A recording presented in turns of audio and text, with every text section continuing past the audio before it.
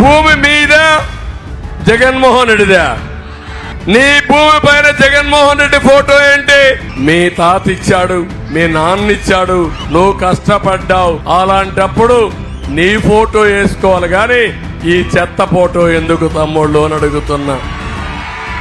నేను వస్తానే ఇవన్నీ తీసేసి మీ ఫోటోనే పెడతా.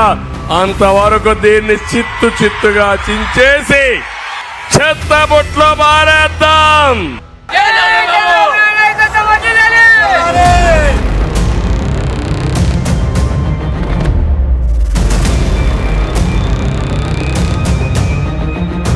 రెండు 2019లో కోడి కత్తి డ్రామా వేశాడు.